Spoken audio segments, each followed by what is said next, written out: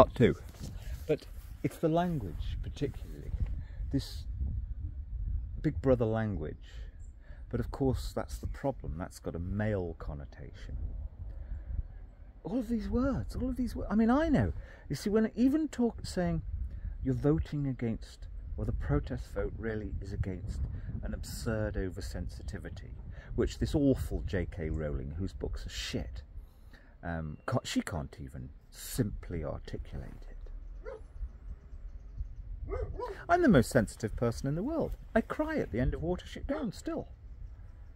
I care about every bug, every bee, whatever. But when you have this, oh shit, I don't care about you.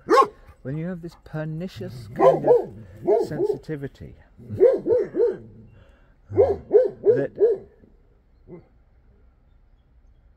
it's a power game, it's a power trip, and then all of these awful phrases which do no good are piled on top.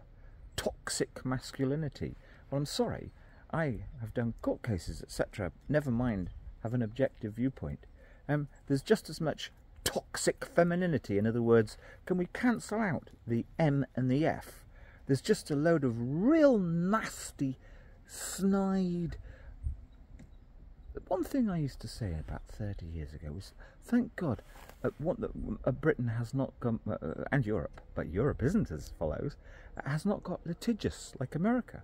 But everybody here for 15 years has been, everybody, oh, they'll pretend not, but they're all default to they're all litigious. They see, oh well, we'll tell tales and see if we can get advantage over somebody through the so-called justice system. That's not justice. That's a snide nation. And the real clever ones have got the really great acts of sensitivity that they pile on top of it. Because it's just unviable, it's ridiculous, and it does nobody no good. It does the majority who make up confected, slight, S-L-E-I-G-H-T. They're the ones who are harmed the most by it, especially if they win the cause. That's what you're protesting, that's what the vote is. This has all gone wrong. They don't do this in Europe. I'm sorry. Europe has better educational outcomes, about 5 or 6 times average better psychology across Europe than Britain. Their productivity is better, you know, blah blah blah. You know, you've got to join the dots somewhere. They don't do that stuff, and they really don't.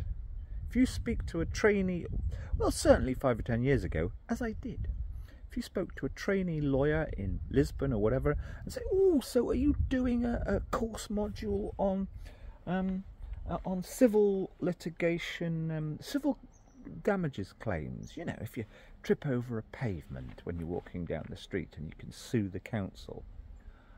I've actually had this conversation with a wonderful young woman. I say, what do you mean? Well, we don't really do, I don't know what you're talking about. Precisely. There we go. The end. Except, I care what people think about me. So it's like, that's the thing. That's the reason. I've been tossing. It's been to and fro in my head for a week. And that's the reason. I think, like JFK in the Situation Room, when the missiles went into Cuba. Now, you see, that's the problem, the drama of it. No, it's a toss of a coin. He had the 2 speeches made for the airstrikes and sea blockade, but even then they knew that the word was critical. Don't use the word blockade, use the word quarantine. He doesn't tell anybody till he actually goes on television which speech he's going to read out.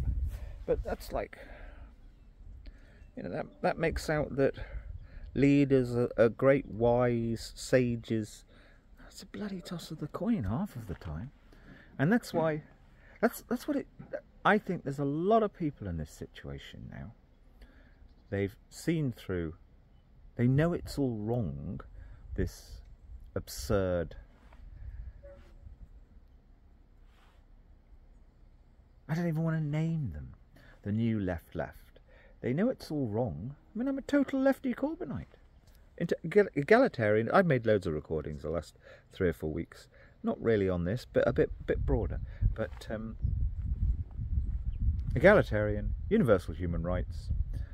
Why egalitarian? Because more egalitarian societies with much less differential between the top and the bottom, are much safer, much healthier, and much more decent societies. That's been known forever. So that's why I'm an egalitarian. And also for the sake of these people that end up in the super rich 5%. Because it is 5%, it's the 5% that matter. I feel sorry for them. I know them. You encounter them around here. None of them are happy. They're all really fucked up. They're all, for all sorts of reasons. Their children die younger, on average. They die younger, blah, blah, blah. Okay, some do live beyond that, but it's astonishing how so many of them die younger. I care about them. I wouldn't wish any of them a shorter lifespan than is one's modern day allotment. Let's call it 75, 80 years. Anyway, the end. I'm waffling. But that's why it shouldn't actually be a big deal which way people vote, because it's not about an awful the great majority. Did I write something or whatever or on an audio I haven't put up yet?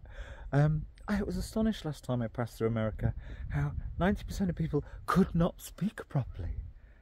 Oh yes, you have 1 or 2 excellent communicators that we will see on our YouTube, but the great majority can't speak. They're even worse than here.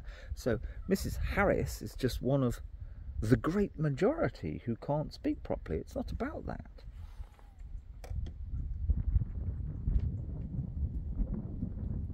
The world just needs a symbolic lesson. Well, the Western world, which does matter because it has more weaponry, still more dynamite. It's a symbolic lesson, but the problem is that it'll get written as something else. Oh, the world's gone bolshy Trumpist if Trump got in again.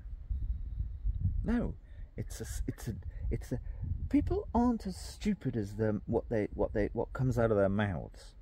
And deep down, a lot of people, they know they've got an internal natural intelligence whereby they know things have gone too far in one way.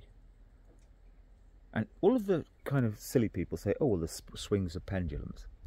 You've got to be careful about that. That's the real problem. They don't always swing back. And the point is, if there were a protest vote against this absurd oversensitivity on the left, then it needs to be clear that's what it's about. And that's what it should be about. And history needs to record that. Otherwise, there really are problems.